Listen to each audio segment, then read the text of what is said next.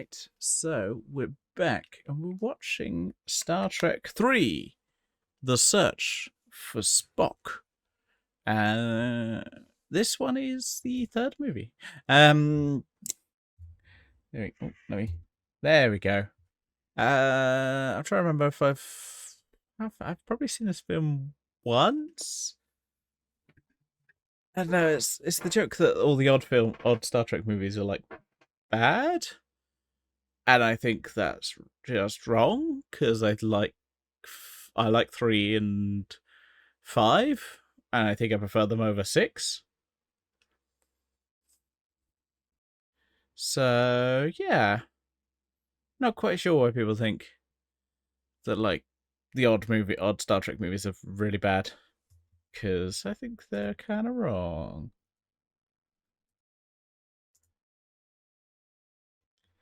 I don't know. I think it gets unfair. It gets an unfair shake.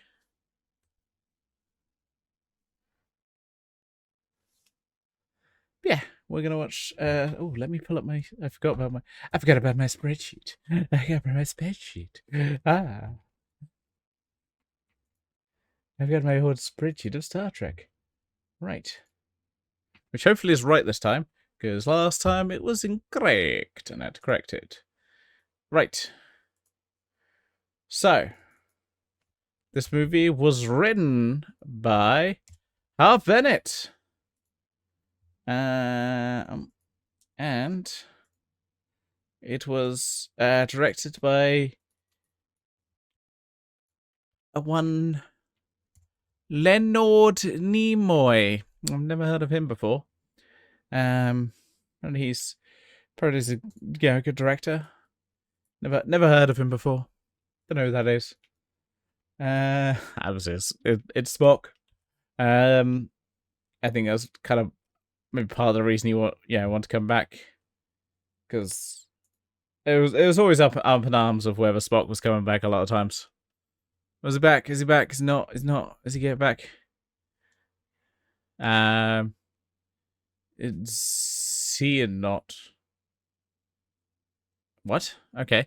So this movie aired on the 1st of January, 1984. Right.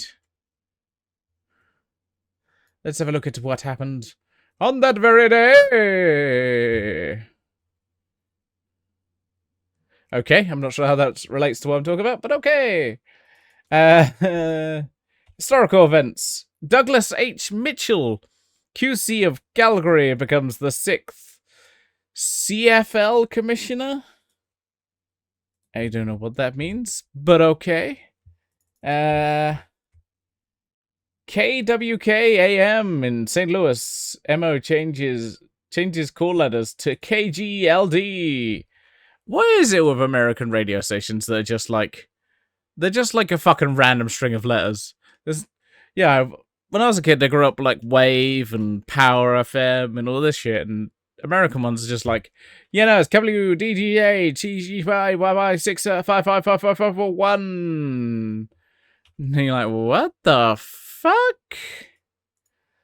Netherlands Lubbers government gives 48 sites for cruise missiles. Okay. They're just like,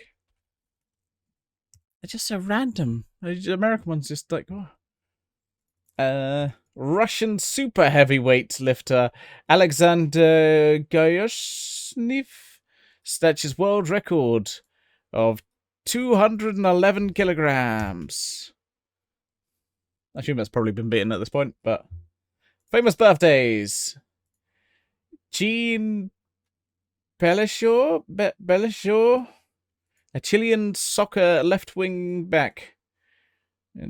But Birmingham City, Wigan Athletics, other people, was born on this day, and this name, this is gonna be a tricky one. Nadingi to Vishabaya, a Mongolian Judica. I apologize for everything I just said, but that, I mean, look at that name. No, I just can't. I cannot.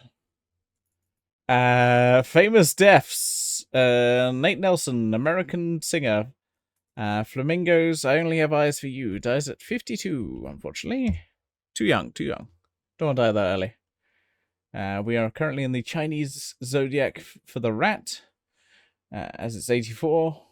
The star sign is currently Gemini, and the generation is millennial. Hey, my generation. Anyway, we're number one song in the US is "Let's Hear It for the Boy" by Denise Williams. And speaking of boys, it's "Wake Me Up Before You Go Go" by Wham! Is the number one song in the UK. And that covers everything that happened on this day.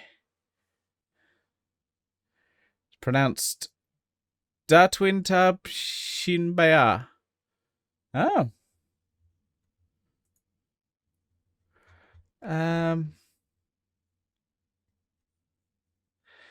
Dantwintab Shinbaya. That sounds better than what I said. That sounds a lot better. But yeah, we're gonna be watching Star Trek 3: The Search for Spock, which is 1 hour and 45 minutes and 14 seconds. So we're gonna be here a little bit, and we're gonna be chilling, like a villain. Huh? No? Okay. I'm just me going mad. Let's get started then. In 3, 2, 1, activate. Can't not see him as see him not. What? Why are you what? Why are you fixated on this? See or not?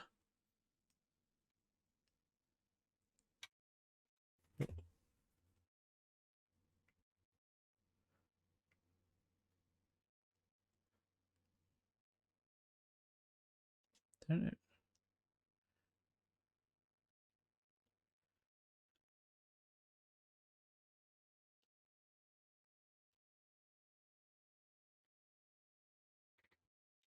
And always shall be your friend. Oh, okay, Google. Set a timer for 50 minutes called drink. And that's starting now. It's my second to last sneak.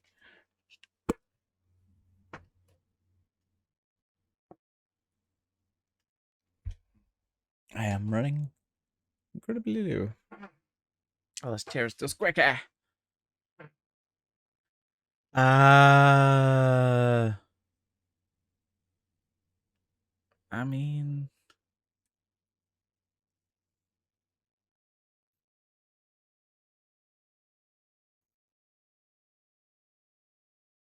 try to think of. Obviously, Star Trek's the main one because Star Trek. What else would I know? He was in He was in the Transformers movie after Megatron transforms into Galvatron. Then Nimoy voices him. He's in the last few feet.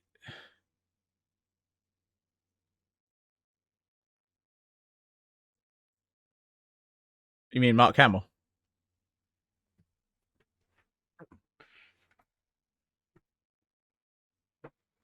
Yeah, he's in the fight. We're basically just regaining the ending of Star Trek 2.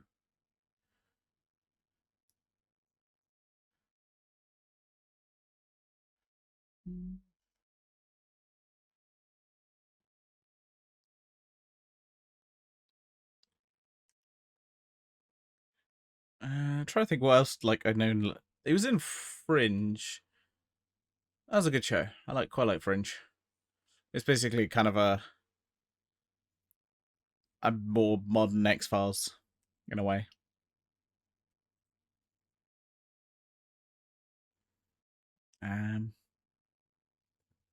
Yeah, let me look up. Leonard Nimoy's IMDb. Because obviously I know him from, Star Trek. Because if I look up his IMDb, it's going to be like... Let's be honest, it's going to be a lot of Star Trek movies since he was in like 8 of them. And it's going to be the original series and then the animated series. Which, yeah, is correct. Best known for Star Trek 4, Star Trek 6, Star Trek 11, basically. Star Trek 3. Oh, isn't that episode of The Simpsons? But you didn't do anything! Didn't I? Yeah, he was in Star Trek Civilization 4. Oh, yeah, I mostly started with Star Trek Star Trek Civilization 5.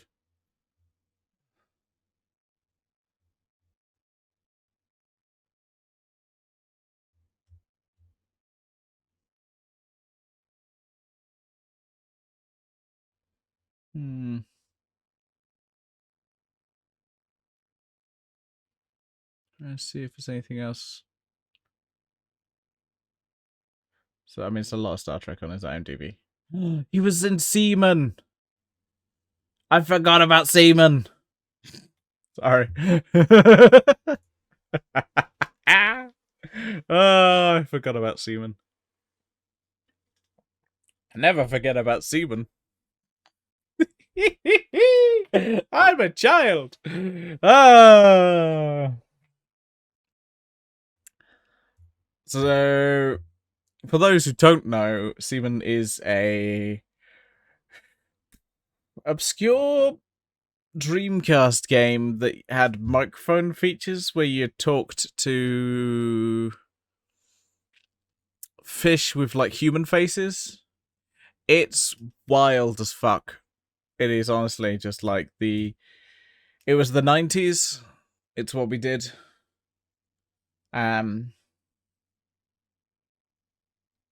Yeah. I should see if I can get that play Seaman at one point because that'll be a fun stream.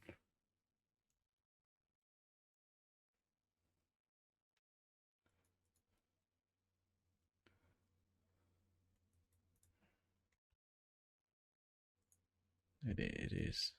It's wild.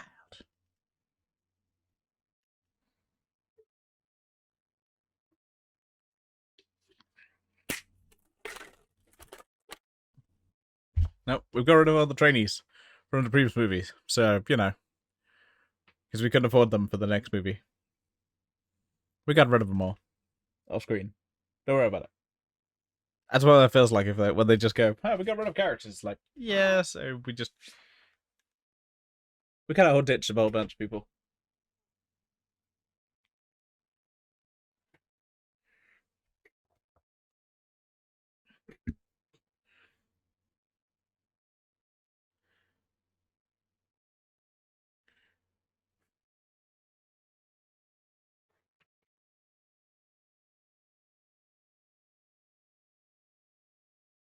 Man, Enterprise looks like it's fucked.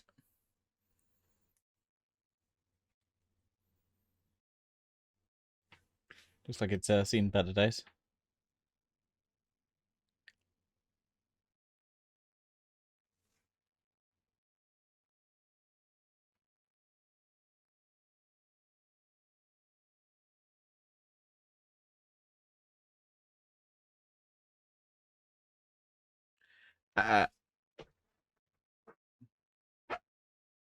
It's the the thing that's not true basically about original series, the kind of misconception that red shirts generally end up dying, because a lot of times in the original series of Star Trek they'd have like a bunch of main characters and then maybe one or two brand new characters you've never seen before, and those brand new characters would often end up dead. But it's also a misconception because a lot of times they don't actually wear red shirts. I think someone's done like stats before about it.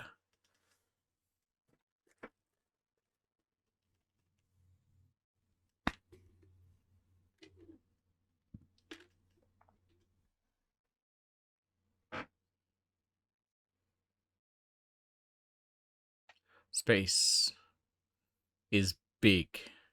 It's Klingons.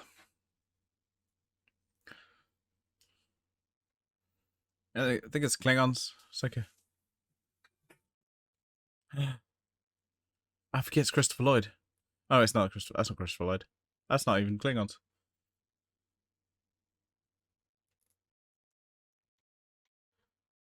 Kind of sound like him.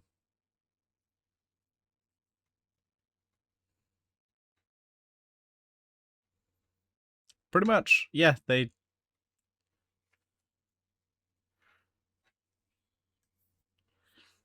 There's Christopher Lloyd. Pretty much, yeah. It's... Oh, people just get it wrong.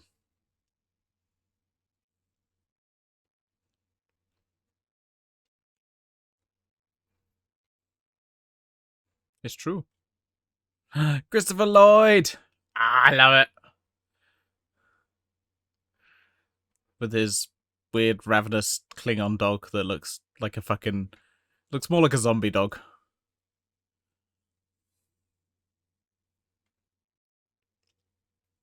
Which tells me that dog's going to burst through windows if I've played enough Resident Evil games. Fucking zombie dogs. Ah, just mind my business. Oh, god damn it. Yeah.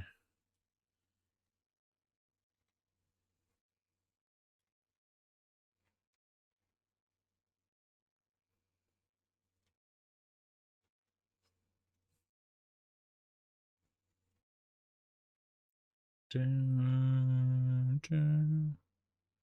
it definitely looks like a zombie dog. Either it's a dog or they just not fucking fed it. Well, I'm gonna go with zombie dog. I think Klingons have zombie dogs.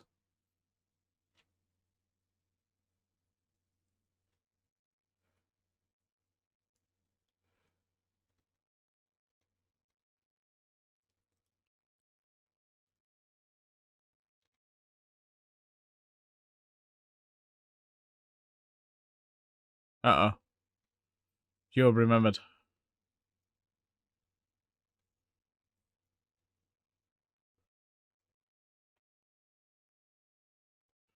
Oh, they're dead. So, are they Wesker before Wesker then? What? What are you what? What a what? A what? What? And a what? And a what? What?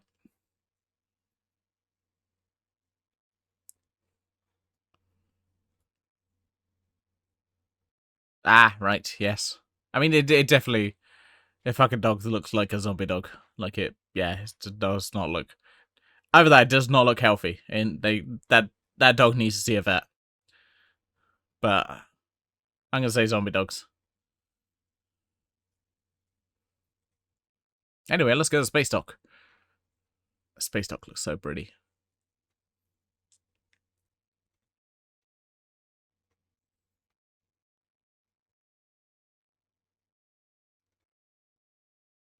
We're ready for docking.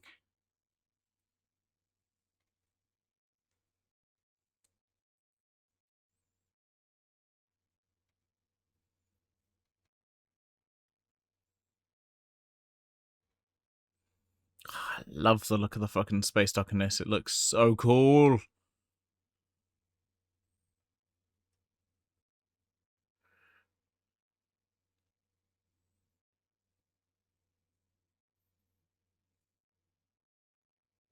It's just like, oh, pretty.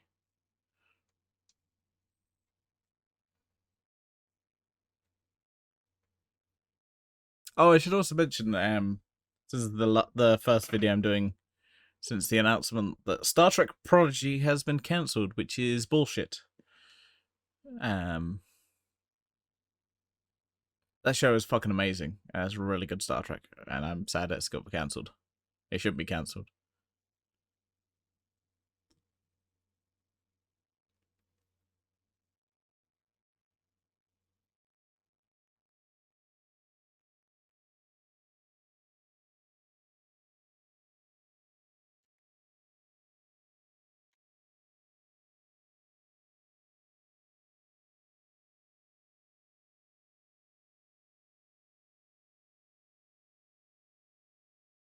Enterprise is docking.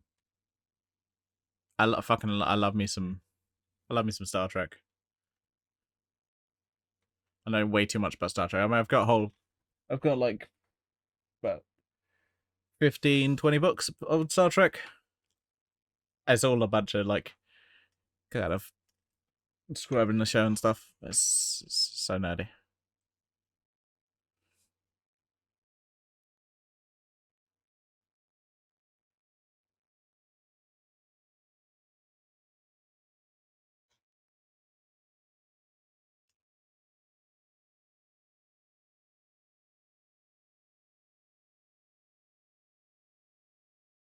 Oh,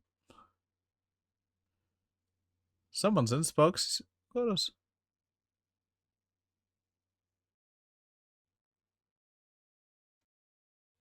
Who's in Spock's quarters?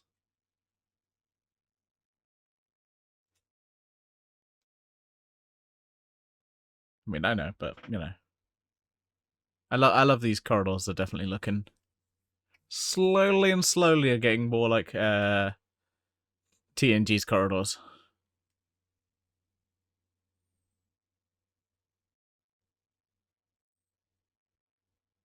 I mean, yeah, let's be honest. All goth girls are fucking nerds.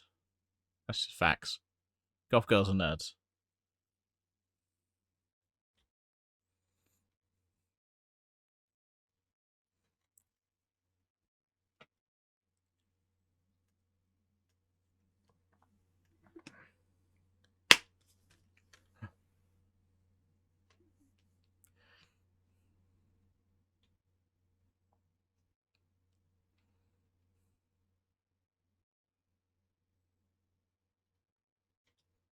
You are.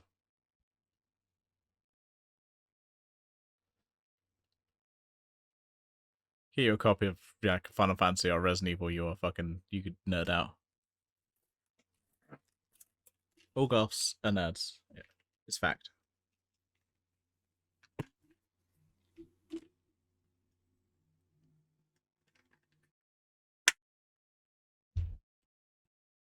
The steps of Mount Zelaya.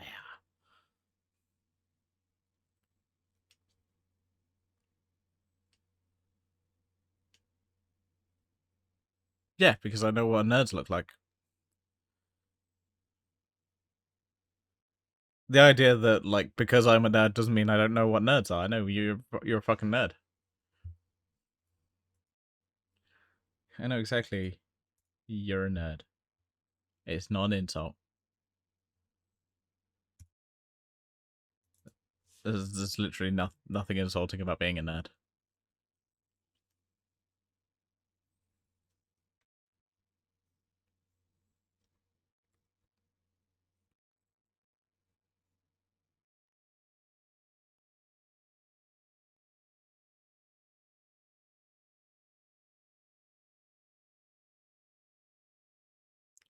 What the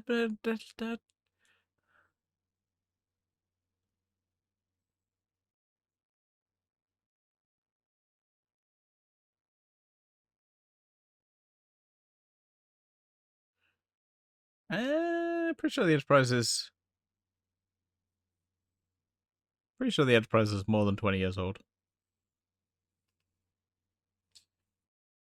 This is like 12 years between original series and no, 12 years between Star Trek 1 and Star Trek 2. Kirk is in charge of a 5-year mission. That's 17 years. I think Pike is supposed to be in charge for like 10 years. So that's like 27 years. And then you got Robert April was in charge. A girl be in charge for like a 5-year mission. So it's at least 30 years old. So how did you score me?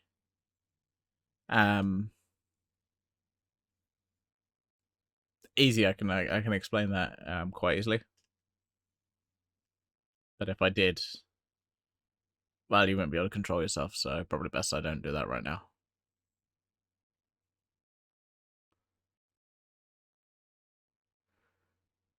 Wait, how do these Klingons get information about dinosaurs?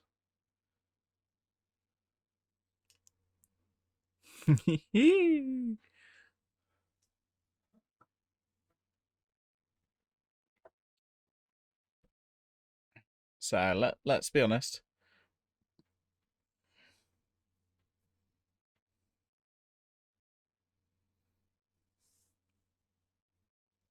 Let's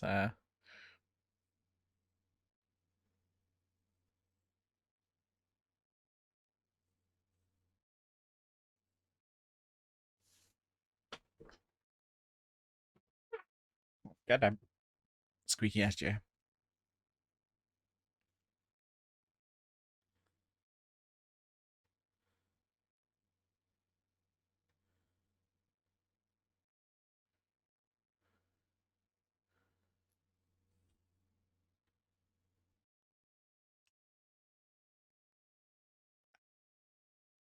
How about no?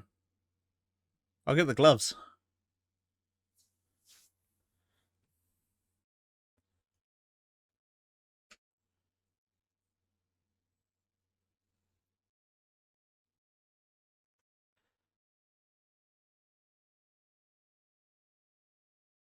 Do you like? Do you like the fact that like the third movie is when the Klingons finally actually get? Yeah, we got the Klingons at the start of the first movie, and a little bit in two, but that was like they basically just reused the same shots. Meanwhile, on the Genesis planet, Phil Collins is going nuts.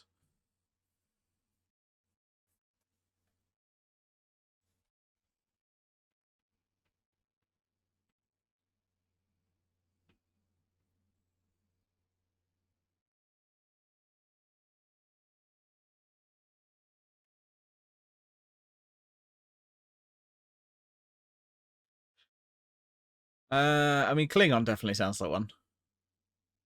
No one wants a Klingon.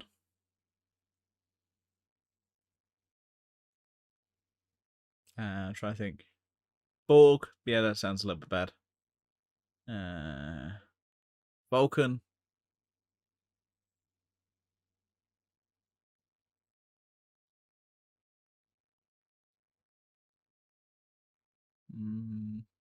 Vulcan not really. Trill. You got Trills. That's Trill. Ferengi. Oh, Ferengi definitely sounds like one. Don't worry. No one wants a Ferengi. Ugh.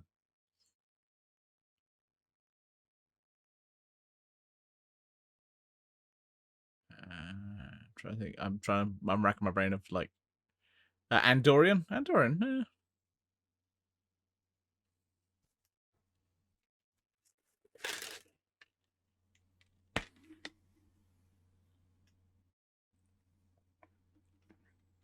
It's Spock's.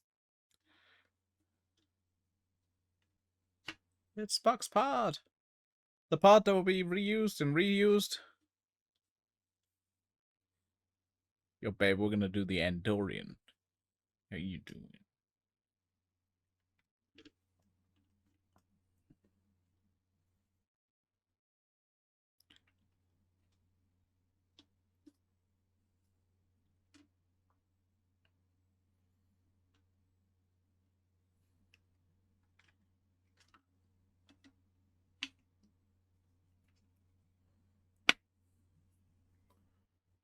Wait a minute.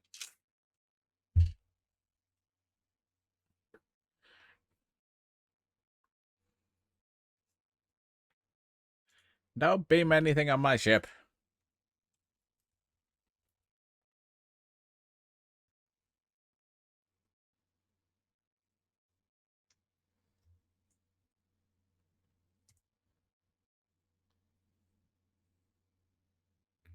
Let's go down the ship. I mean, shut down the ship. Go to the planet. Go to the planet.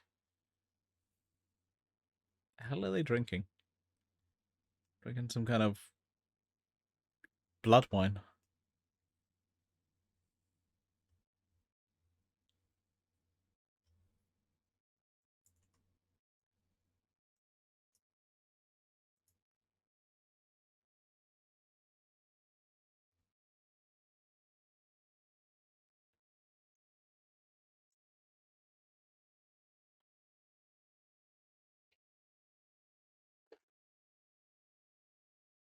Come!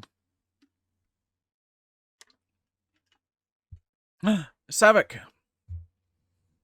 Yay, Savik. I mean, Sarek. That's what I mean, not Savik. There is Savik in this film, but it's also Sarek.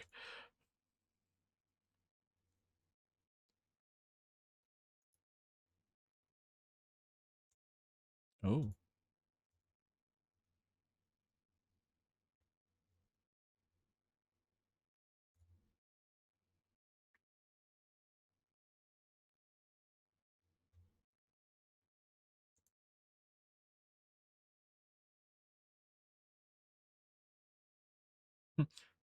Stop being a bitch, Kirk.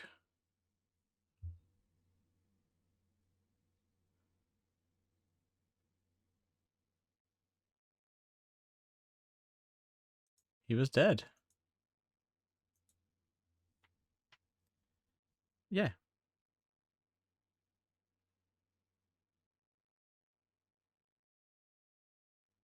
He did?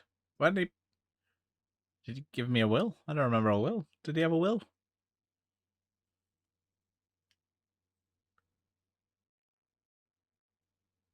What? Riker's a bit. Nah, Riker's not a bitch. Riker, you always do the Riker maneuver, or where you sit down in a chair by just lifting your leg rather than pulling it out or anything. You always got to do the Riker maneuver.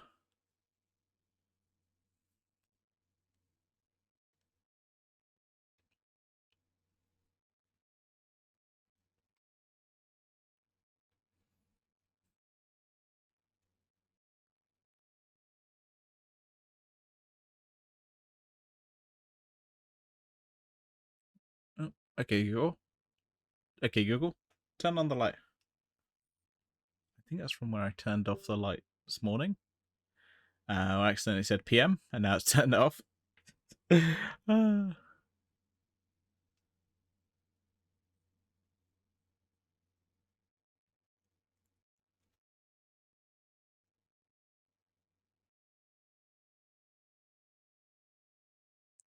Don't grieve. Don't grieve. Don't grieve for me. The needs of the many outweigh the needs of the few.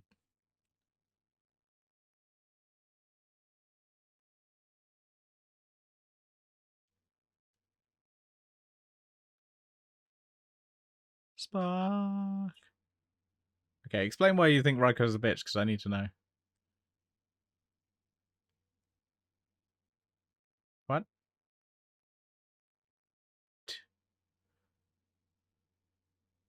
Needs of the many outweigh the needs of the few. Or the one. Don't make me throw garlic bread at you.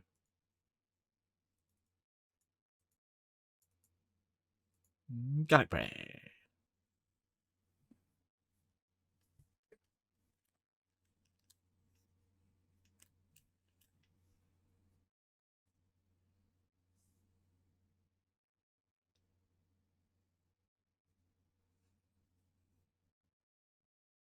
I mean, I mostly just play fetch with you. I'm just like, garlic bread.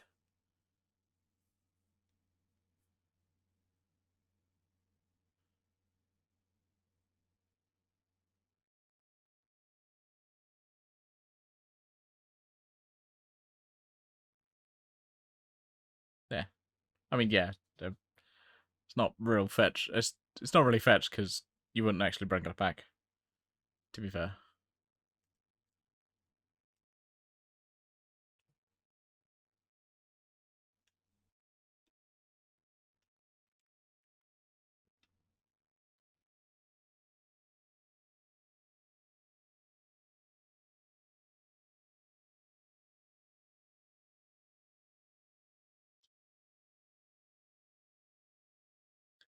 He joined with McCoy. Hey, look. Static. Apparently I still have static in the 23rd century.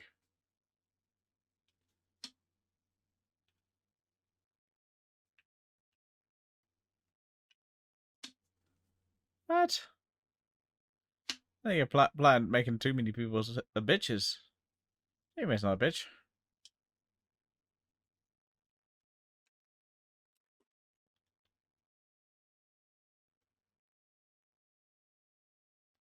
Also, this implies like everything is recorded on a starship, which is like they always flip flop on like if anything's recorded on starships. It's whenever the plot demands it. They're like sometimes they're like, yeah, no, don't worry about it. Yeah, stuff's recorded, except it's not. What?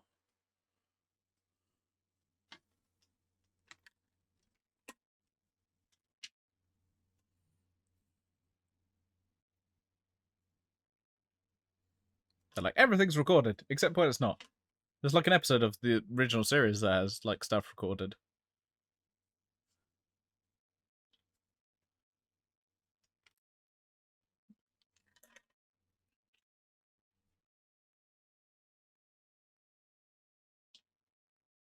Yeah, but they like it's never quite clear. It's always whenever the plot demands it. A lot of times they're like, yeah, we have the CCTV. Except we don't. And you're like, wait, what? You established in this episode you do. And you're like, yeah, but shut up. Oh, okay, fair enough. Well, if you said shut up, so I'll go shut up. It's like they always just flip flop on it. I can't remember if there's a is there a TNG episode that has it? I can't remember if there's a TNG, but yeah, it's in this, and then there's a TOS episode. There's a couple of TOS.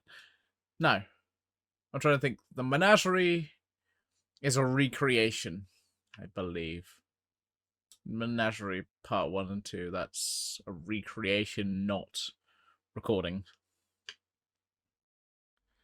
But there is an episode because we're like, Kirk jettisons someone from a pod, like I think a missile or whatever. They eventually find out that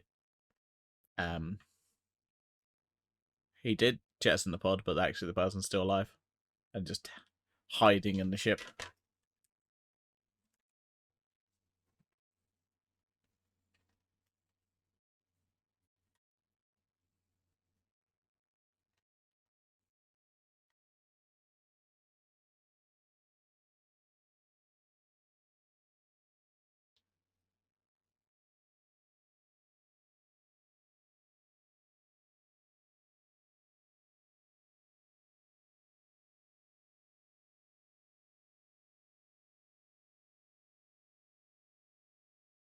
Where did Spock go? Where did Spock go?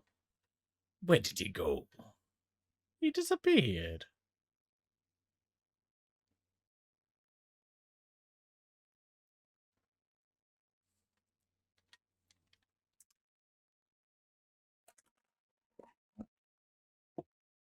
Nice. Pretty much.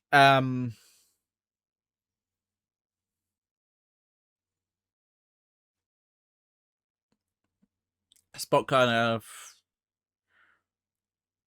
becomes a baby, literally, and then because he's on a planet that is has an accelerated growth, he basically becomes like a man within the space of the movie, and they bring him back, and it basically is how they explain that Spock didn't die on that planet. Well, I mean, not on the planet. I mean, he died, but then he came back. Don't worry about it. And then Spock is basically, I think there's a little bit of residual effects in Star Trek 4 of Spock not being fully together.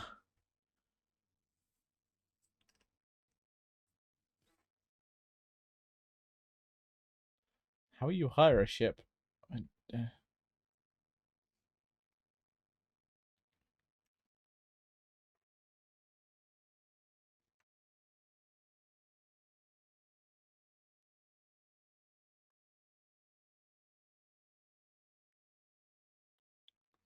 Jim?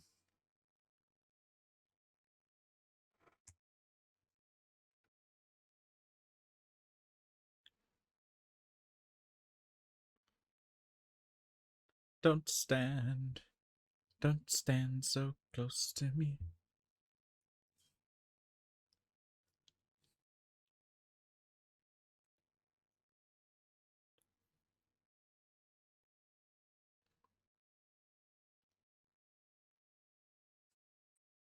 We're going anyway. We're gonna ignore the rules entirely.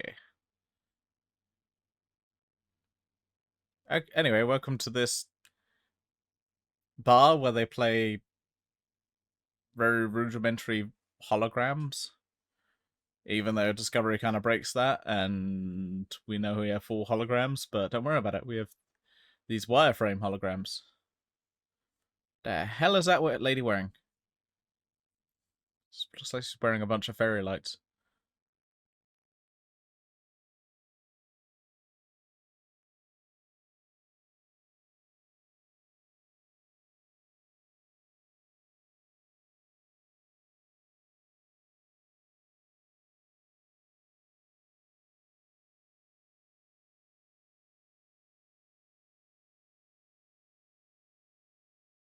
I mean, I was more confused, not like I actually want that.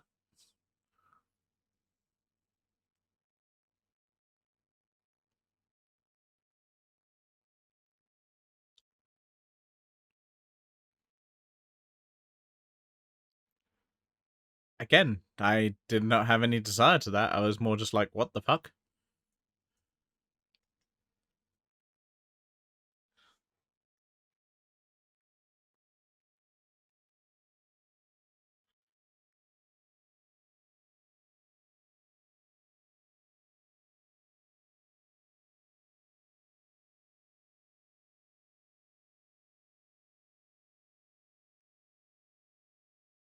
Money more. That's how much they need to spend. Money more.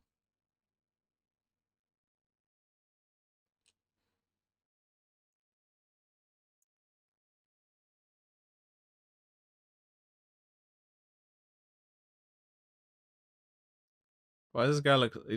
He's like a Ferengi before Ferengi exist.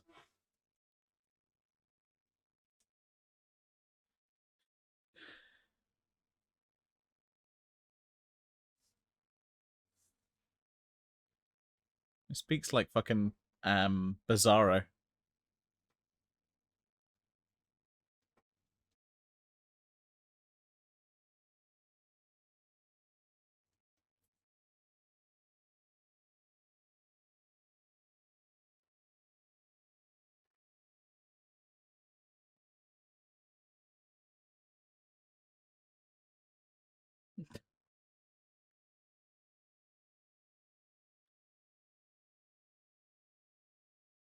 Federation security.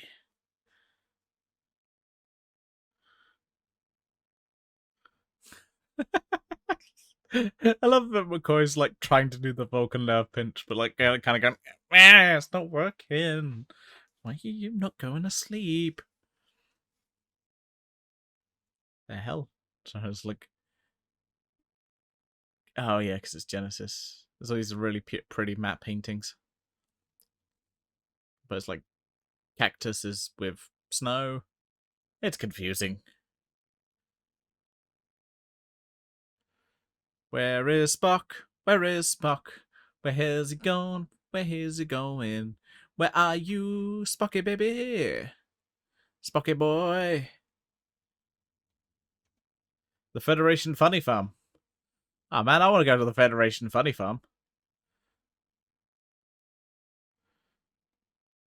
I mean, that is incredibly not progressive for like what is supposed to be the 23rd century is them going, oh, that's the Funny Farm, mate.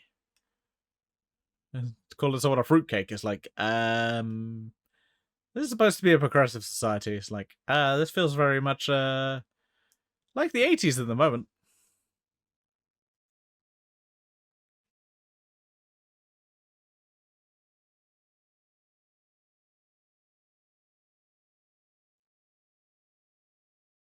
No, that's just because I'm fucking hilarious. That's where you're getting confused because you think obviously, yeah, I learned this from somewhere, but it's purely just my own talent and how hilarious I am.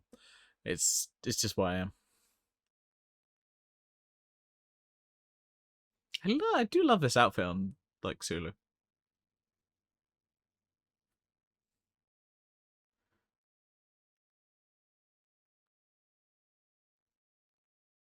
This man's sick. Whoosh, smack him. Okay, well apparently you've got a jar of dirt. I don't know who gave it to you, but I'd request my money back.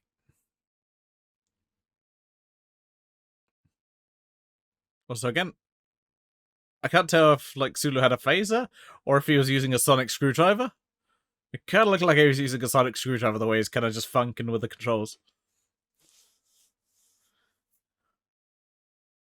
So I'm going to accept it that Sulu is now a Time Lord, and I'm perfectly okay with this.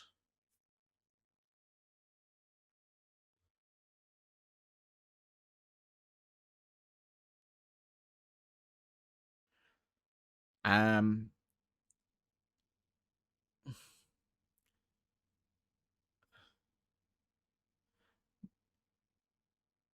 I don't recommend painting it banana silver. Um, that wouldn't taste very nice.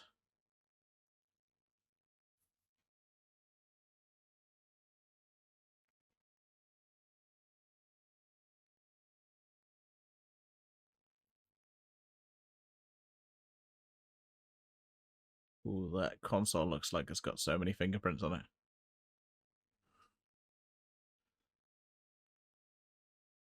I mean, yes, but I don't know why you want glittery bananas.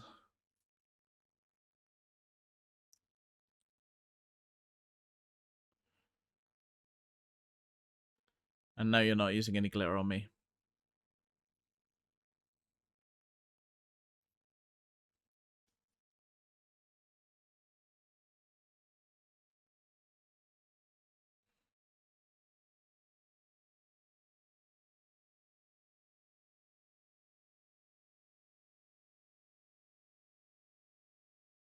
I love this like really green guy, just like.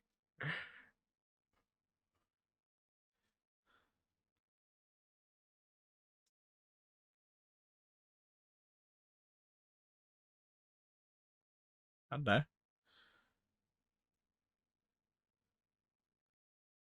Sometimes you may want to, mix things up a bit every once in a while.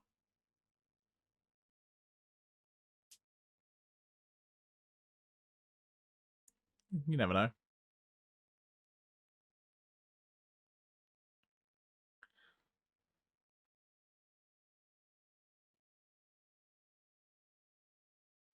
I'm not insinuating anything. I'm just saying you might sometimes, for fun, you might want to use some glitter. Just to mix things up a bit. Yeah, change it up every once in a while.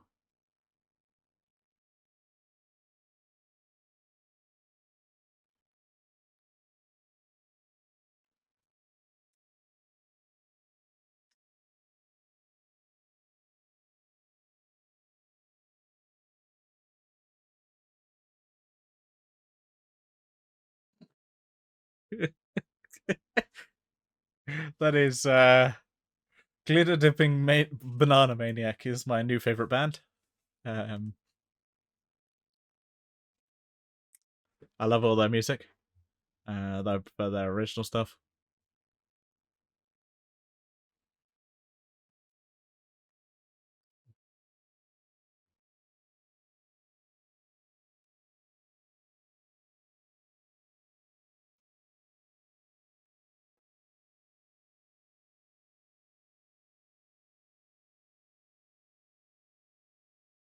Beep, beep, beep.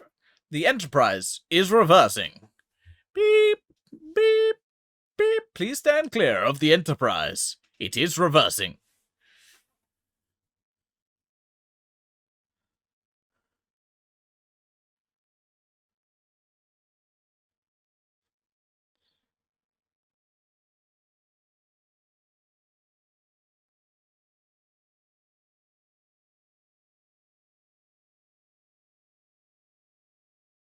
Still the Enterprise.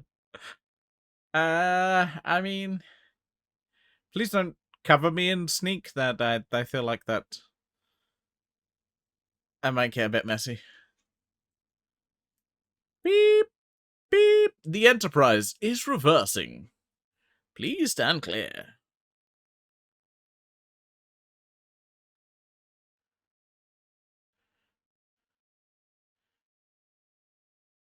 They're not gonna like turn the Enterprise in any way.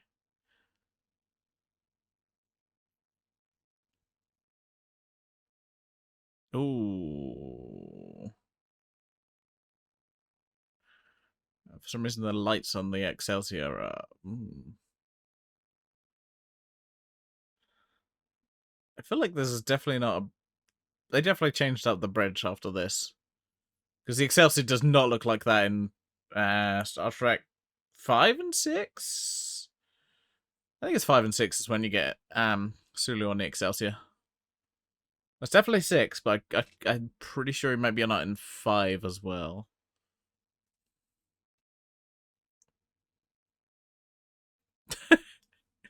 I say I'm working on the doors. We'll open them soon.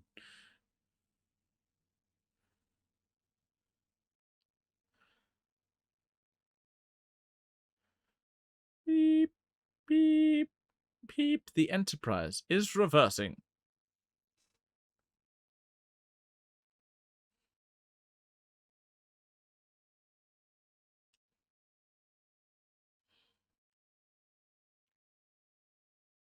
Man, yeah, the Enterprise looks like it's shame it didn't get any of those repairs.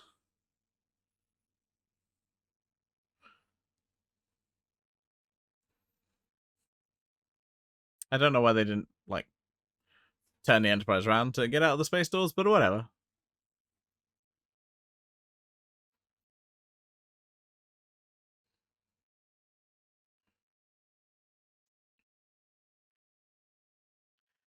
Yeah, I don't know about the refit Enterprise. I still prefer like the original look at the Enterprise. The refit doesn't quite do it for me.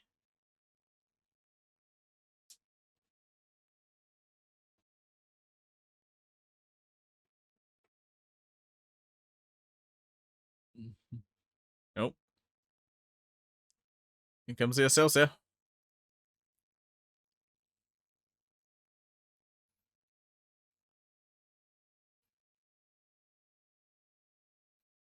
I'm pretty sure he will, mate. He's gonna be sitting in the captain's chair for Star Trek 5, Star Trek 6.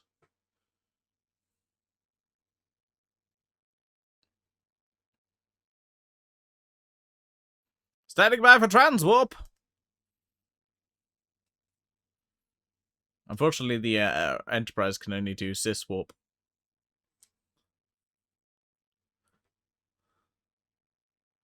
Oh.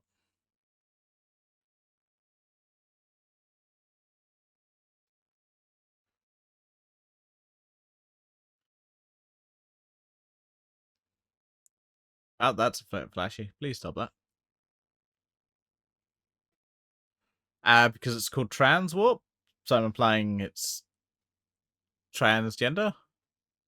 Like, trans. And then, obviously, because the original Enterprise just has warp, so I called it ciswarp. Because that's cisgender.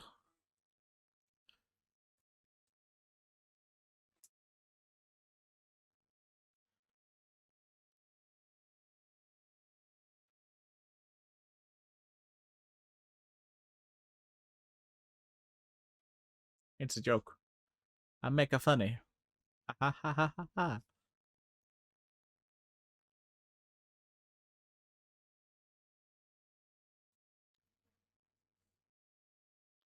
I do like the look of warp in the movies. Okay, so they call it transwarp in this, which is just a fancy term for a different type of warp. But transgender means someone who has transitioned from their birth gender. So from, say from male to female or female to male. And then cisgender is someone who is just, someone who hasn't transitioned, who doesn't need to transition. Someone who's just, born in their gender and kind of accepts the gender as they were born.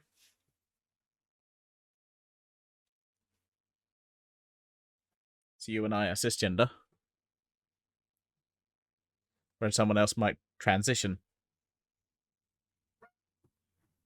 Whether they do that, socially or with yeah, medical procedures or puberty blockers or whatever. Or a mixture of all of the above.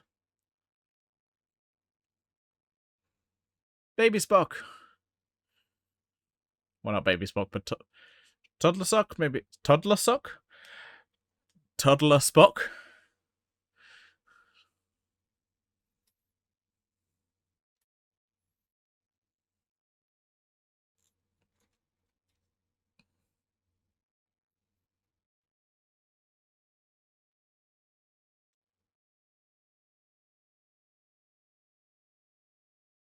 Hello, I'm Spock.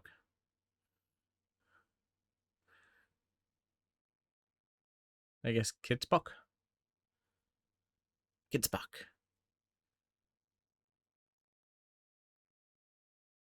That is extraordinary. Take the child.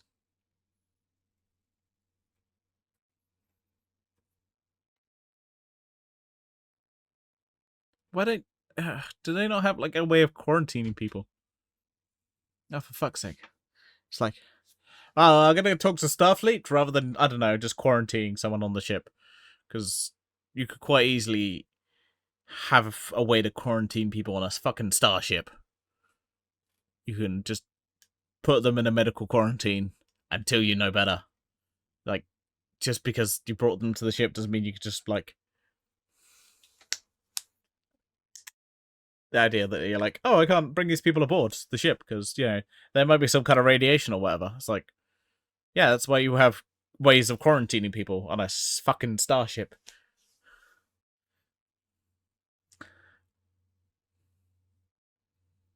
Yeah, that's right. I get nerdy about this shit. I'm pretty sure. I mean, whatever ship they got, they can quarantine something. I mean, they do it in Star Trek Enterprise. Oh, that ship's just gone. Well, good thing I didn't go on the ship because it's gone boom. Oh, don't hit the microphone. Don't hit the microphone.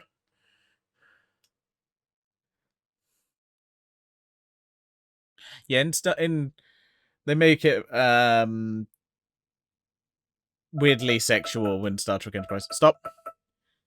They make it weirdly sexual in Enterprise, where they just like, cool, everyone must be in their underwear and rub each other with gel. It's just weirdly, just like early noughties. Just like,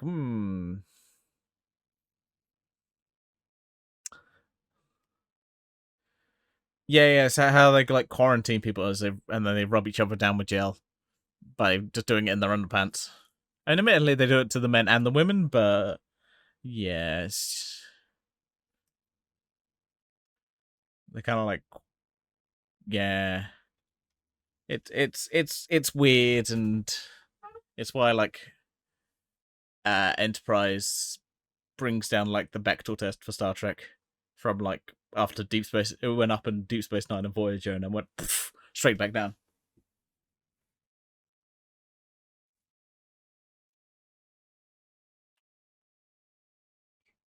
Right, I have my drink. I prepared earlier. This might be a little fizzy. Yes, it is.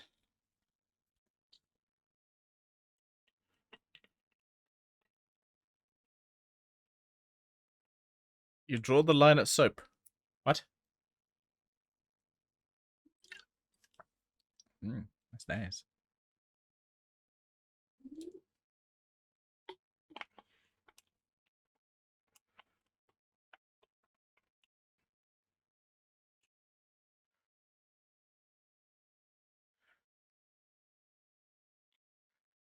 You're not putting jam. I don't remember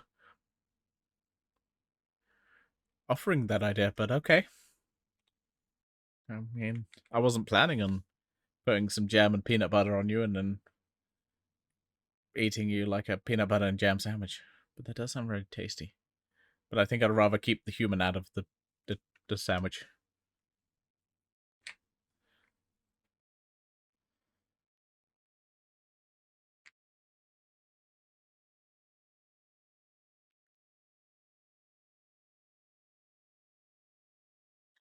I mean, it's not jam. It's more like some kind of gel. You know, like hair gel. It's kind of like that kind of color. That kind of color and consistency.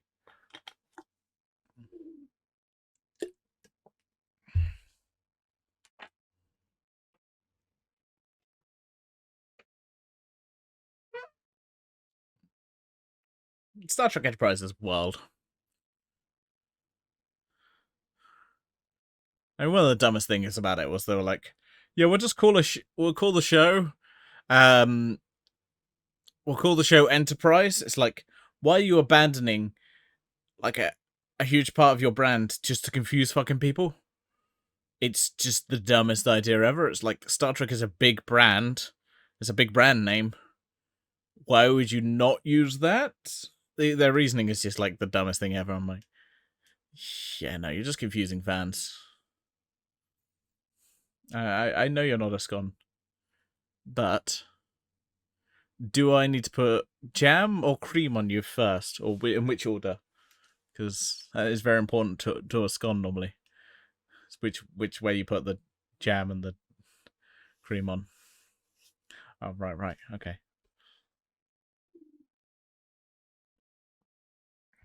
Because there have been many debates about in which order you put jam and scones on scones.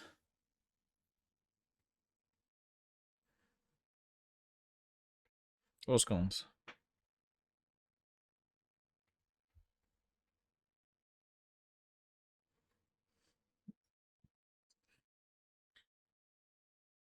Alright, so I'm going to put some butter and some garlic on you. Got it?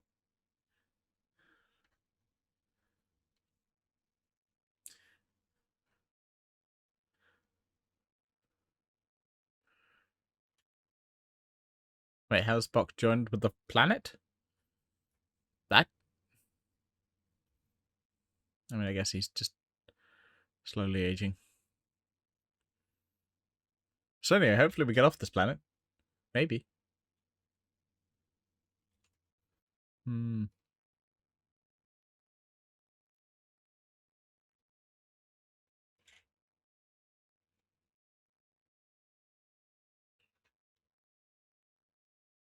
Spock's going to go through so many ponfars all at once. Yeah, it's going to be awkward.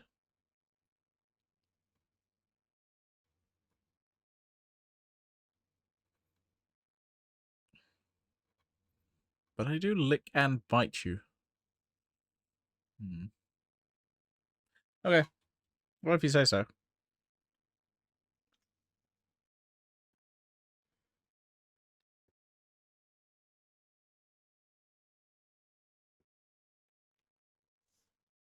Spock plays Dark Side. Wait, what?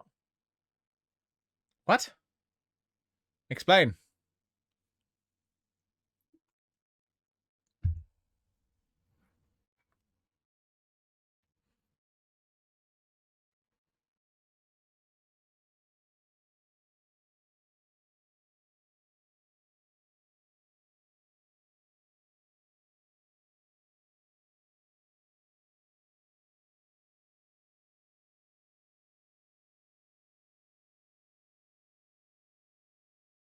Grissom's dead.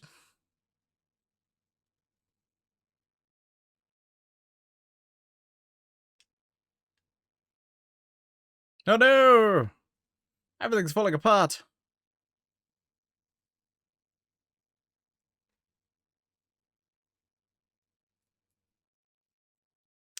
No, it's going through Ponfar,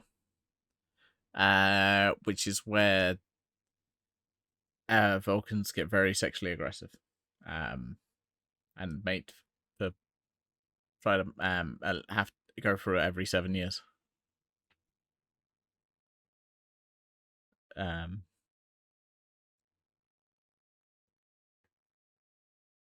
they get very angry, and they go more savage, whereas normally they're obviously very reserved, because obviously they repress all emotion, but Ponfar kind of force out to the service, and also they do they do a little dance, not a little dance, a little fight. If someone challenges them, and they must fight. So in the original series, Kirk and Spock fought each other to the death. Or at least Spock thought he killed Kirk, but McCoy injected him with something, so he didn't actually die. It just gave the appearance of death. I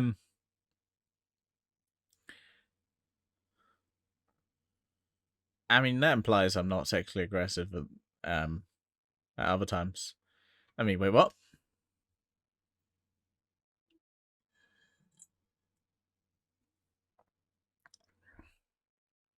Also, I'm pretty sure there was a abandoned story of or it might be one of the expanded universe stuff, like on the memory beta stuff, where it's like Spock and Savick had a baby, but I don't. As far as I'm aware, that's not canon anyway. Who knows? They could make it canon at some point.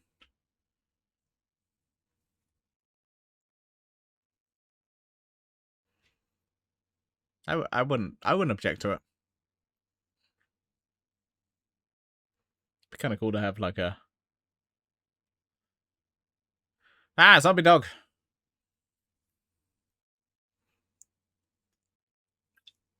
I mean, if you want sexually aggressive, that's basically the Klingons. They you see it a lot with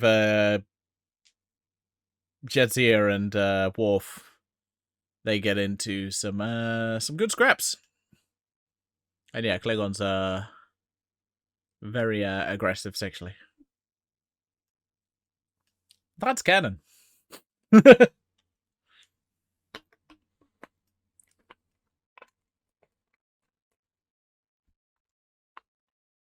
That is actual canon.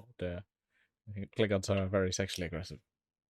I mean, at least it's not like Ferengi. Well, the Ferengi have changed since then, but Ferengi just go, yeah, no, women can't wear clothes. Just not allowed clothes. Anytime. No clothes.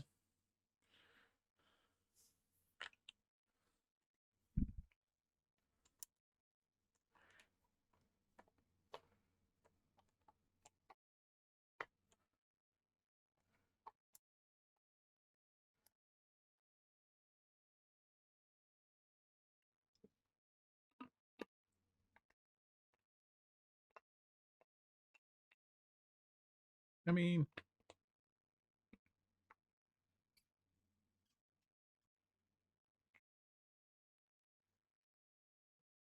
give me a Genesis torpedo. Dun, dun, dun, dun, dun, dun. I can feel it calling in the air tonight. Oh, Lord.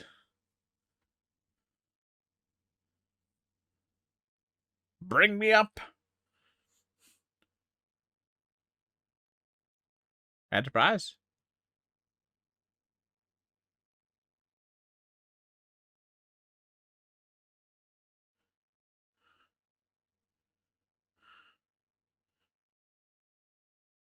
Time to fight.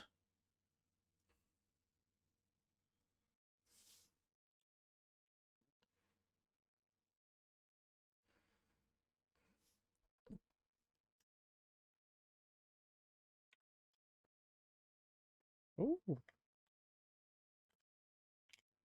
We gotta fight.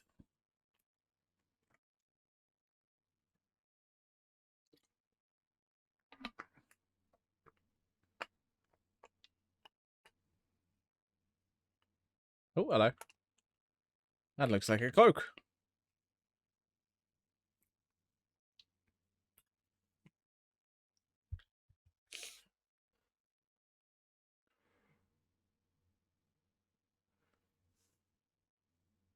Telecams. It's apparently there's some kind of measurement system. Klingon. Telecams. Look at 2,000 telecams.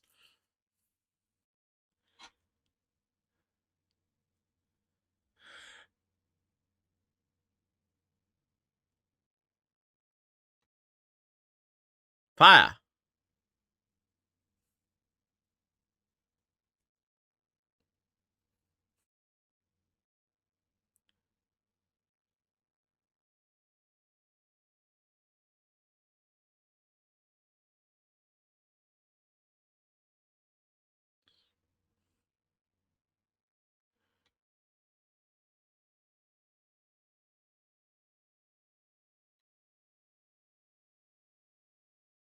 Red alert.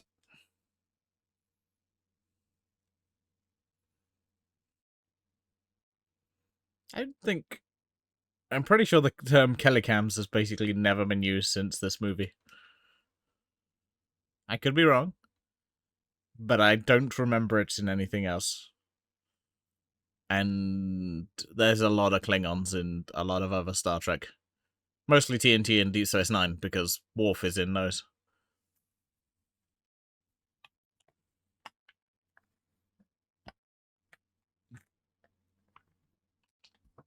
Gotcha, Klingon bitch!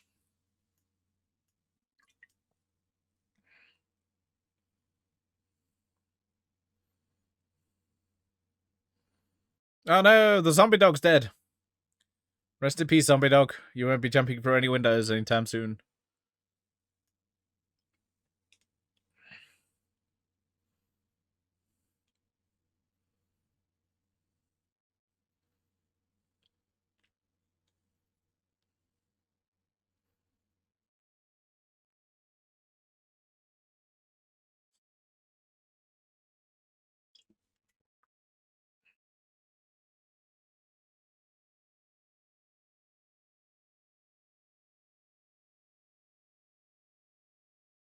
No, the Enterprise has been hit. Again. You know, after the movie. The previous one.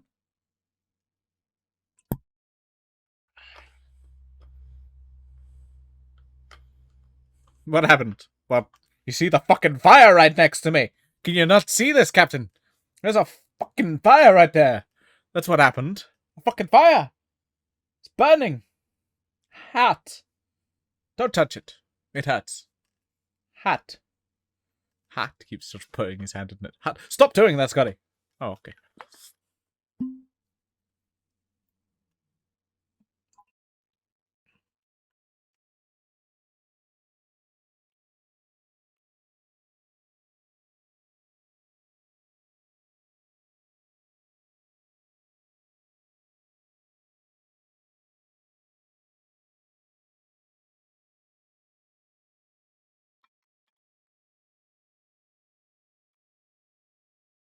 So are they the Lindsay of this thing?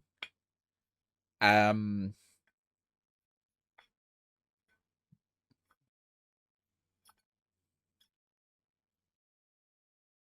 Uh.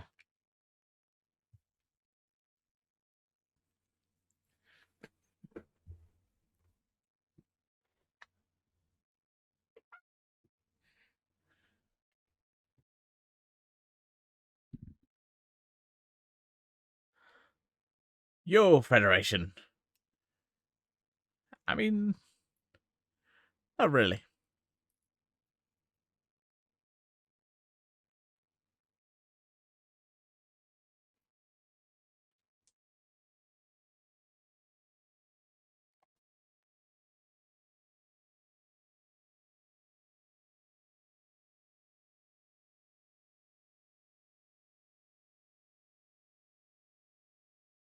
The Klingons are trying to go like, yeah, no, we're peacekeepers. It's like, oh, yeah, fuck off, are you, mate? Ah, fuck off. Ah. Like, fuck.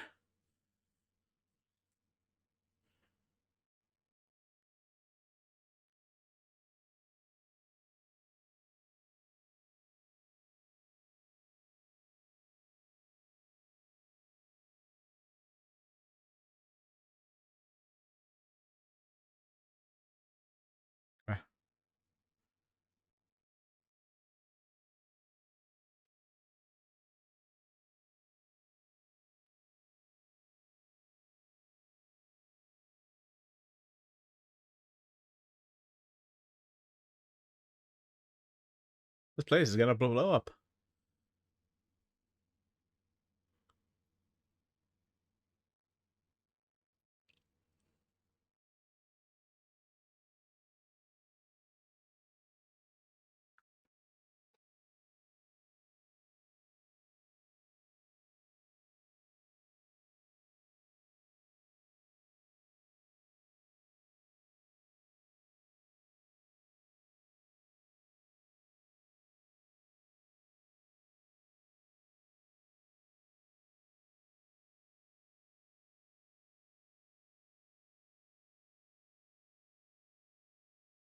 That's not a good way to, like, negotiate with someone going, to prove me, I'm going to stab one of these people.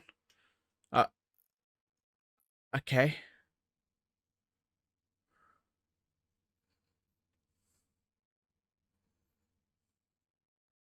It's not a good starting point for negotiation. Just gonna say. Ah,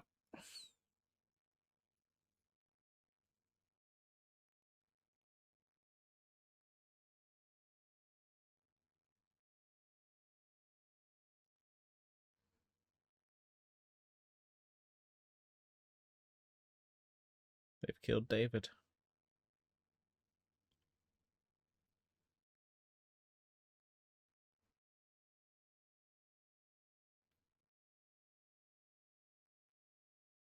Which will basically set up Kirk's character for the next few movies. No promises.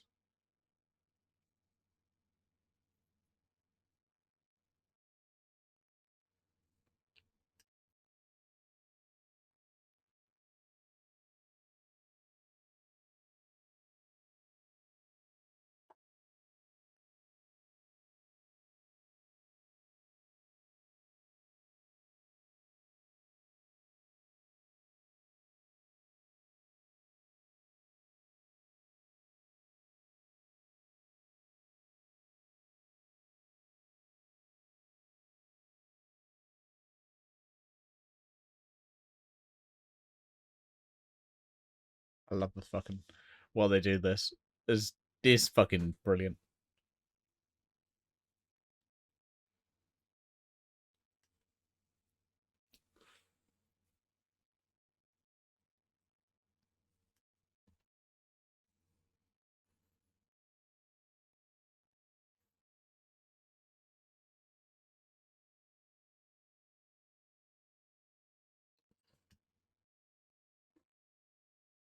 Oh.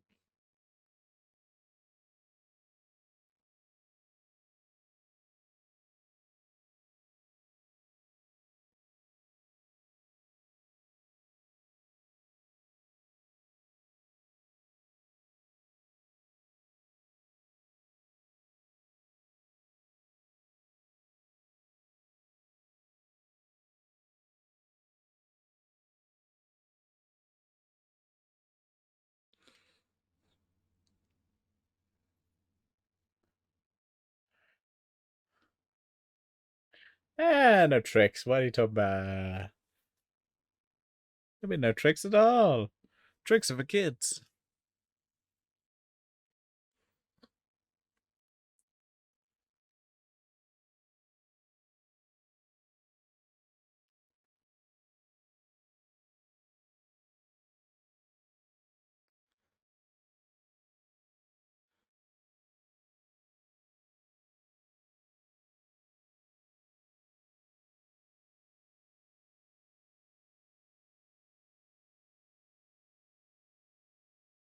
He's doing the self-destruct sequence.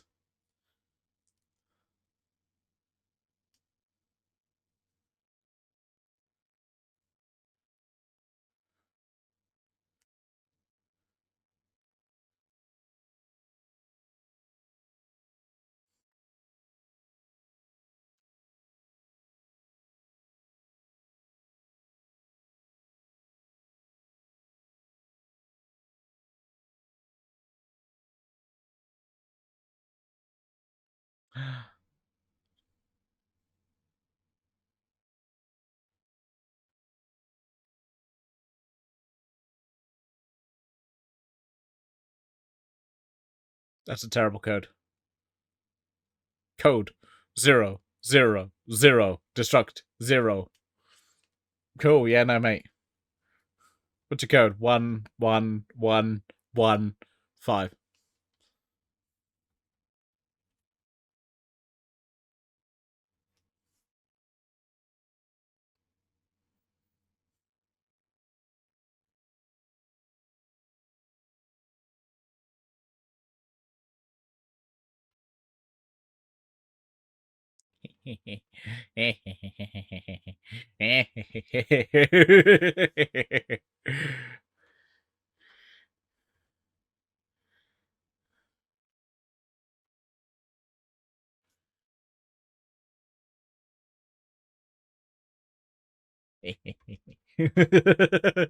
Cleons, ah, yes, we've got the ship. Oh, this is great.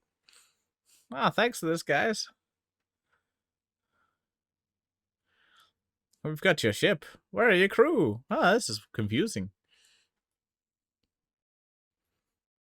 Where your crew at? Ah, this is weird. Your bridge is empty. What's that?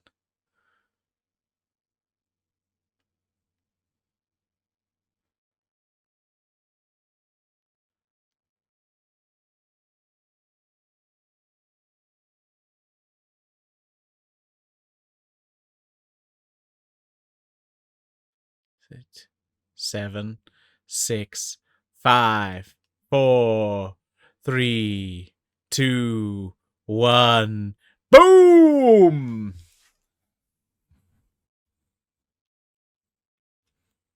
Kaboom!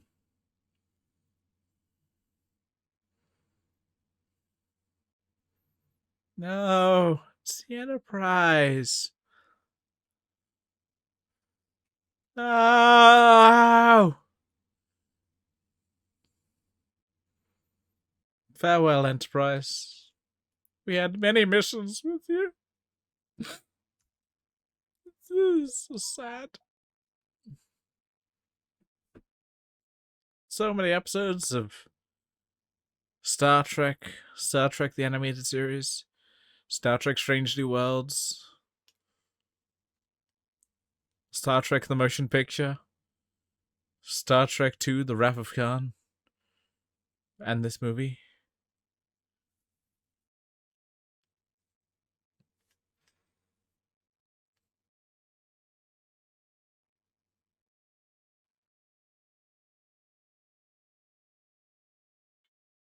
I'm out of drink.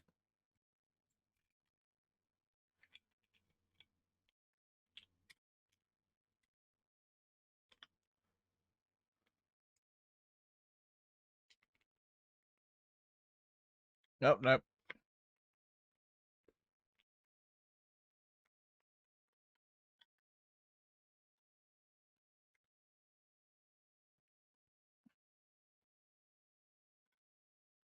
Uh-oh.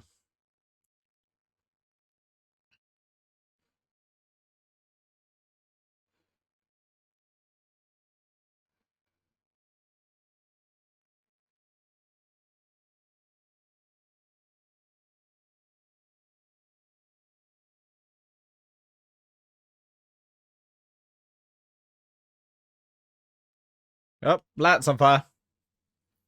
That's not good.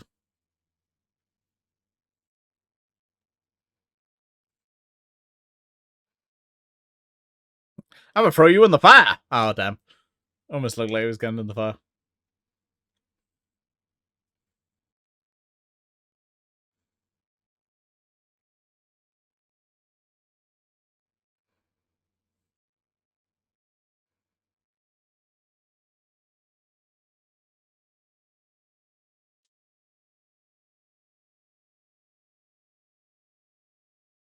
Nope. He's transforming? Don't know. I think he's becoming Leonard Nimoy. Jesus, that phaser is strong. I don't normally shoot him halfway across the place, but I guess might be low gravity or some shit.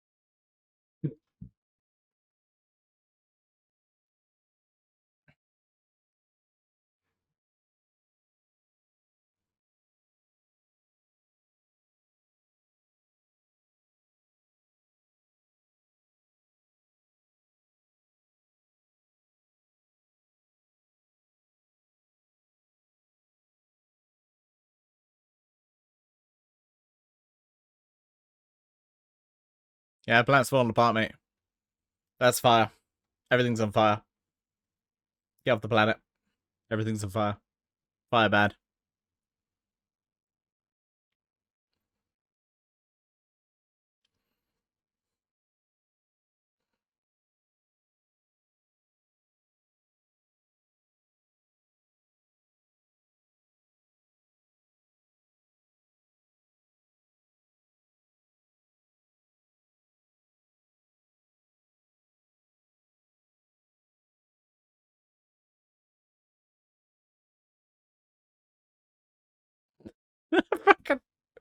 C'est la vie about your crew.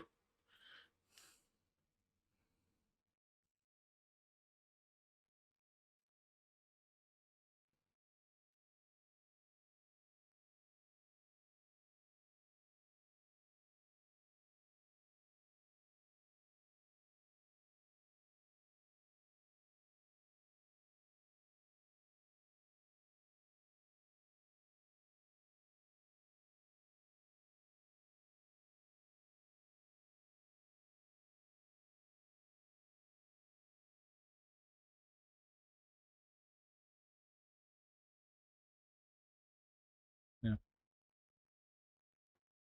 I don't have a live long and prosper. I need to live long and prosper when I just have these two. I mean, Godzilla and some kind of pinata thing.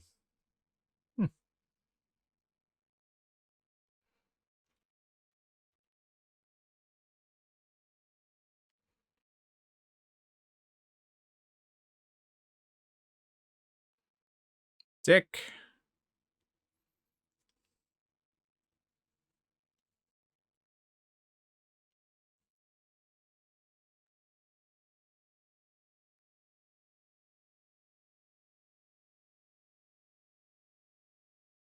Okay.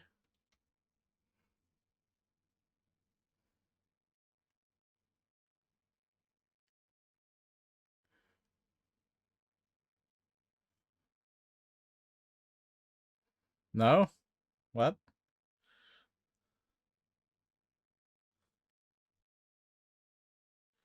Today is a good day to die. As Worf would say. A few times. Today is a good day to die. On this planet.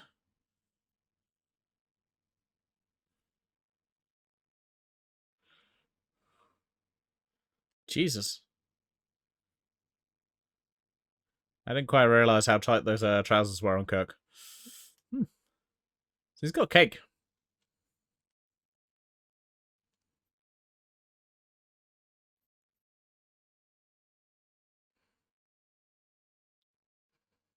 Yep. Oh. Whee!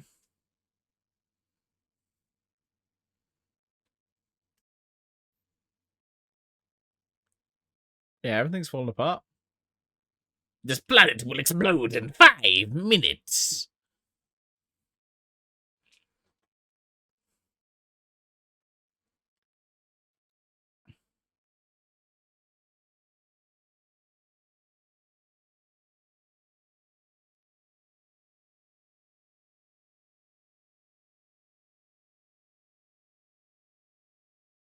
Dick. I was gonna help you, but then you're trying to drag me to death.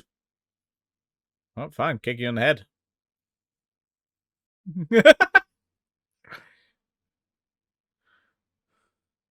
Bye.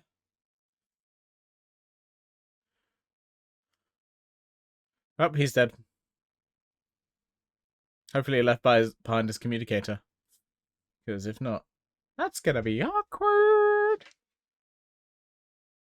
Oh, I see it's got the chat on the side. Oh, I'll sort that out later. Not too worried. Ah!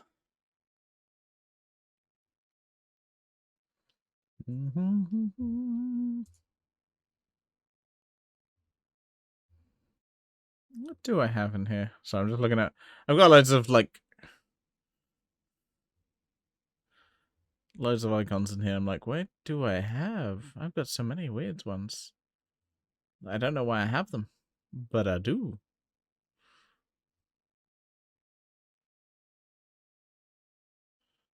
Oh, I'm just throwing a Charizard because it's on fire.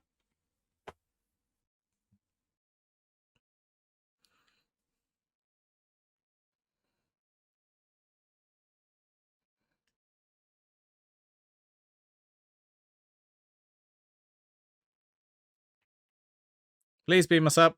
This place is on fire. Very on fire. Like all the fire. Like it's hoarding all the fire.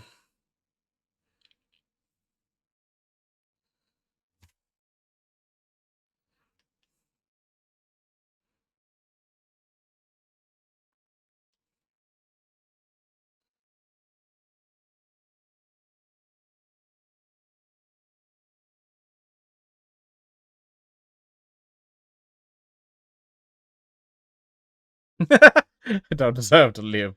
Fine, I'll kill you later.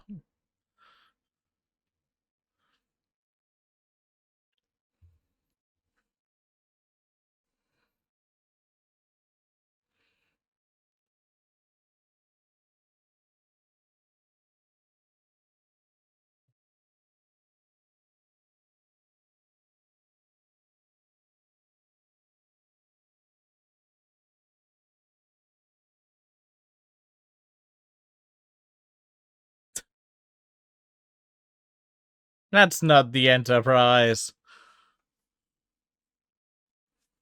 That's a bird of prey. Birds of prey?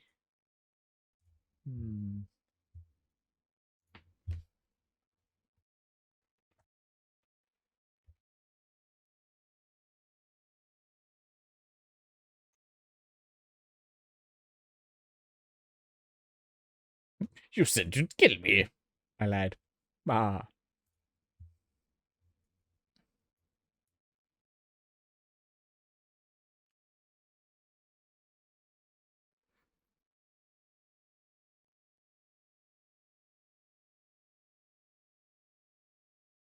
Remember me.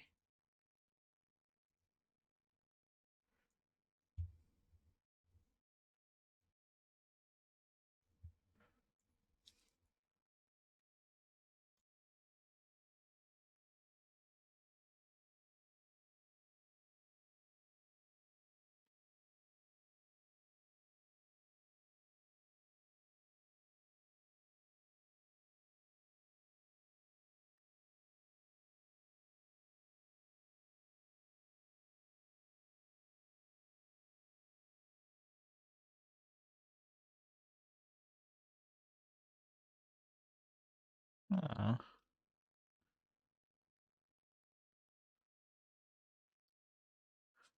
I love the, like, yeah, for all of McCoy's and Spock's bickering, it's like, McCoy is just like, I miss you, buddy. It's sweet.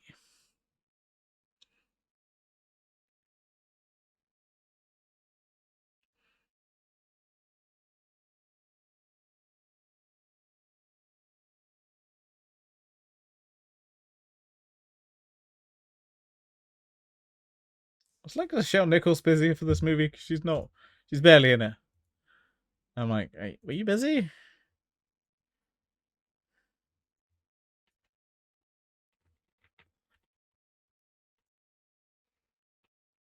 I feel like she's just like, yeah, I'm busy. I'll do a couple of things. See if she.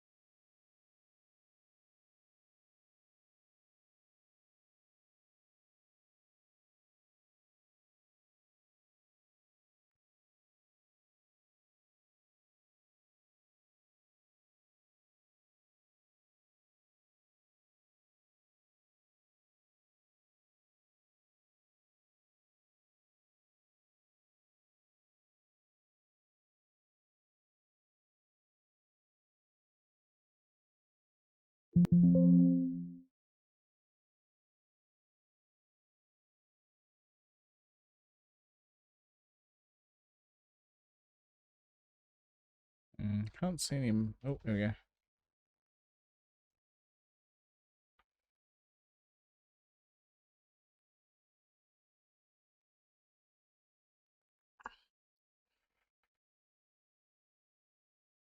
Yeah, there's no mention of why Ahura's not barely in this movie.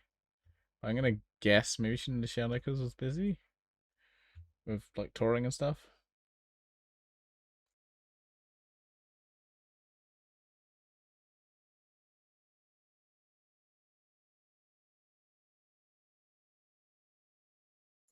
Oh, that's... Sorry, just see something about Ronald Reagan apparently didn't enjoy the movie. But then again, he was a prick. So, you know, he didn't know good movies.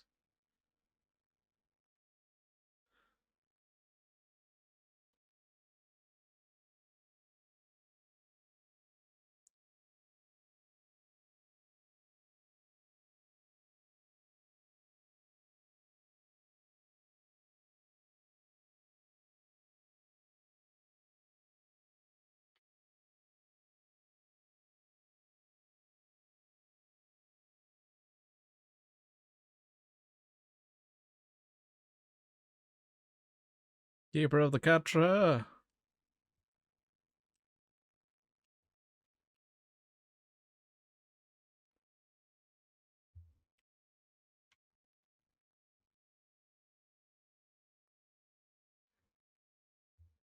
Do it.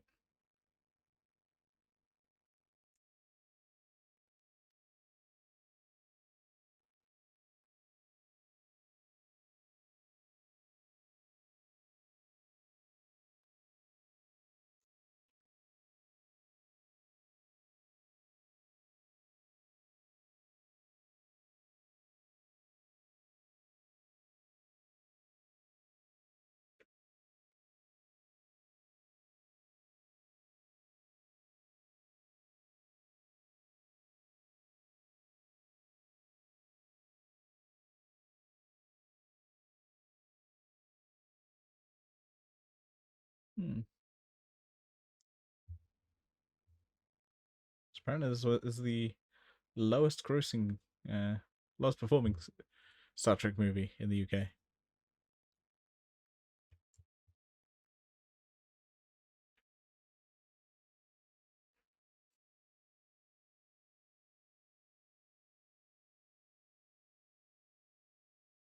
Again, I think this one, I rate it as above like 6. Honestly, I think 6 is probably one of the weakest. So a 6 or 1. It's one of the weakest TOS films. I look forward to getting to 6, but 6 will be a long way off.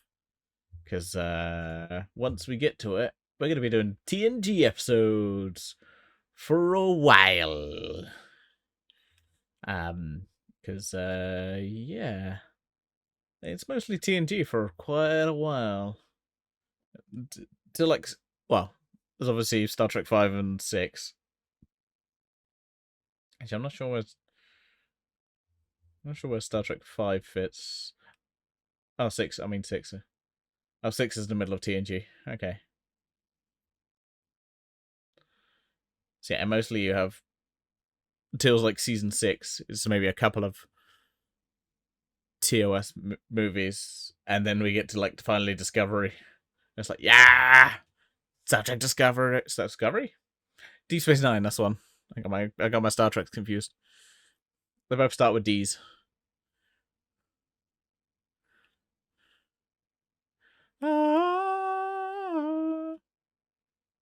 Is Spock gonna come back to life? I mean, yes, because he's got to appear in like 5 more movies. So he's definitely coming back. And a couple of TNG episodes. So I look forward to those. That's a good episodes. I love those. Bong. I do love how Vulcan looks in this. So obviously they can spend a lot more money on it than they did in that in the mock time. Yeah, mock time.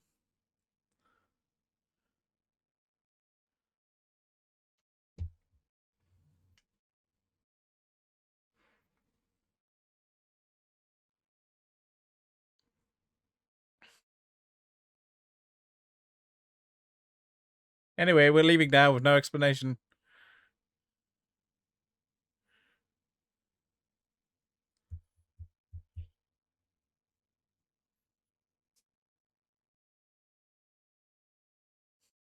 Oh, thanks for asking.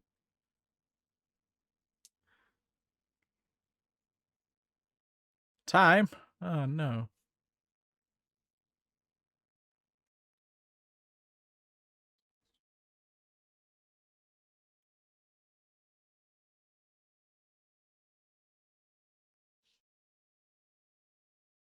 I mean, his son was going to die anyway.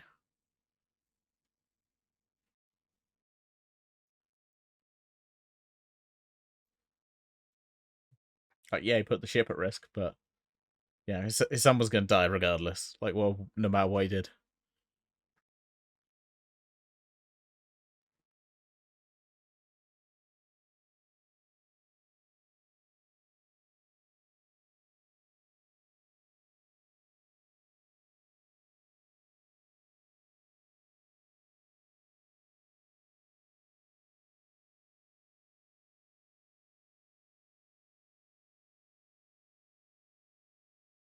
Weirdly, those robes just look like they've been through the wash one too many times. You know, where stuff gets a little bit fuzzy when it's been in the wash a few too many times. That's what it looks like.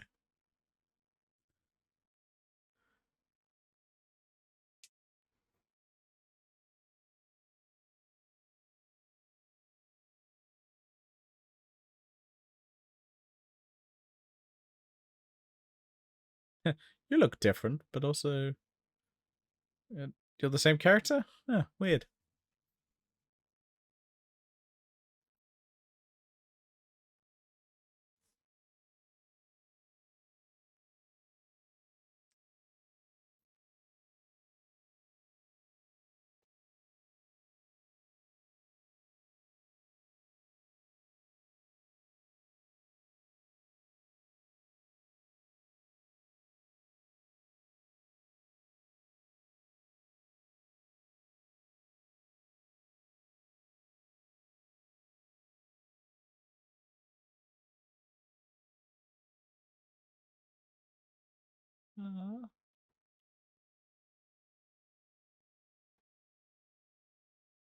The needs of the man outweigh the needs of the many.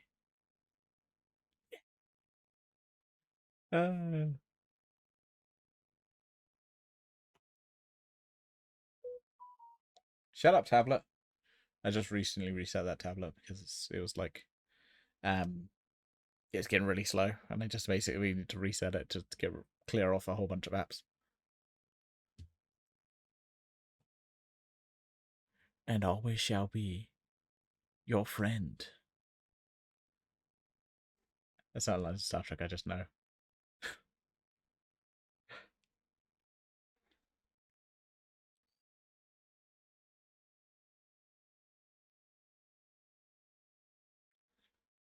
Yeah, you saved the ship, and then I blew it up. I mean, don't worry about that. It's fair enough. You're one of the ship's longest running crew members, so the ship sacrificed itself for you.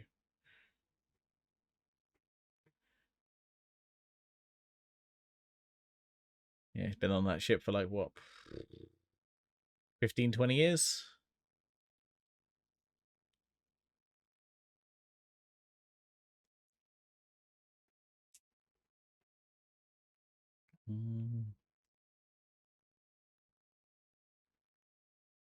Dun, dun, dun, dun, dun. I love it's just like having Savick just like there, just like, hey, we're the best of friends with like all these other people that Spock's served with for like a good 5-10 years. Probably more. You're like, hey, it's like that. There's that picture of it's like the entire like TNG crew, and then it's like also Kirk or William Shatner's there. It's just like I'm in the wrong place. And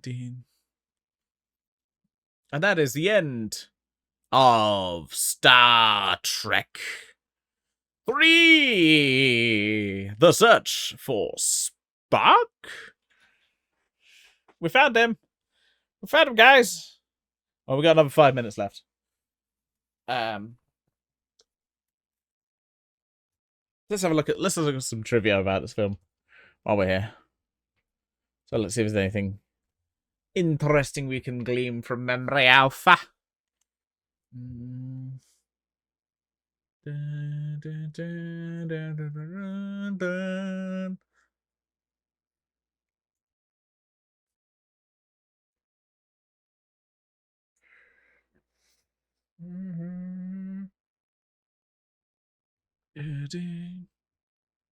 It's the first one to feature tribbles. So it's more tribbles, more troubles. More tribbles, more troubles, more troubles. Ah, yeah, the Klingon dagger. I just mentioned it's like the first time we see the Klingon dagger. I love the Klingon dagger. It's the T'Char? T'Char? Oh, how do you pronounce it? Does it give me a pronunciation? T'Char.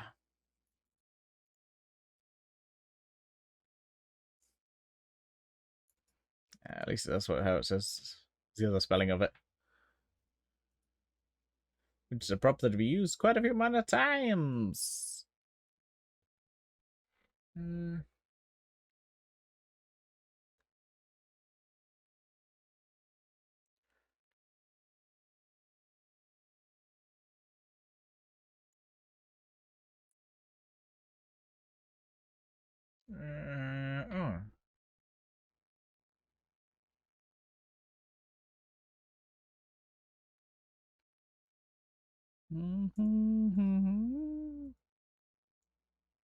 Apparently, Paramount patented the Excelsior and the Bird of Prey. I guess in case they wanted to actually make it. Yeah.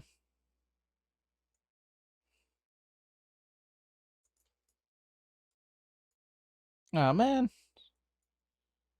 I mean, not that I hate that, but we could have got Edward James Olmos in this movie. I mean, we got Leonard Nimoy and we got Christopher Lloyd, but yeah.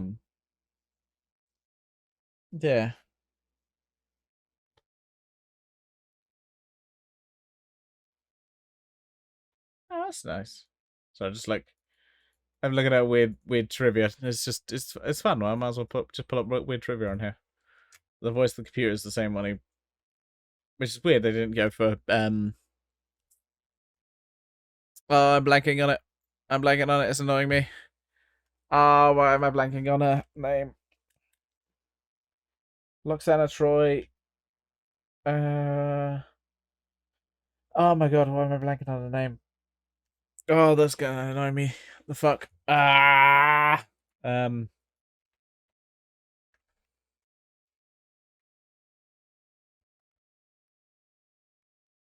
Major Barrett.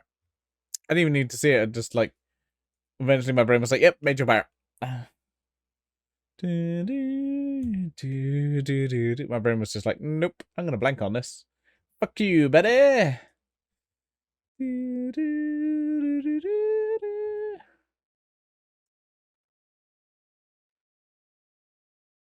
Yeah, they would definitely get like even in this like. Oh, was that? I hope that works. Yes, it does. Even in that sketch, they go well. Like they clearly were going for a zombie dog. That's clearly what they were doing. It's like I mean that's clearly a zombie dog, mate.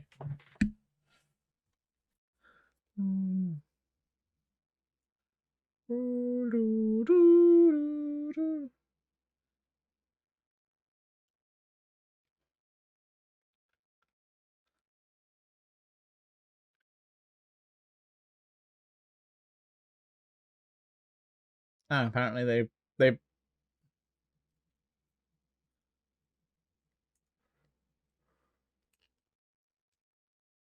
leaked the Enterprise getting destroyed in this film. Which, yeah, I mean, they shouldn't have done, because, let's be honest.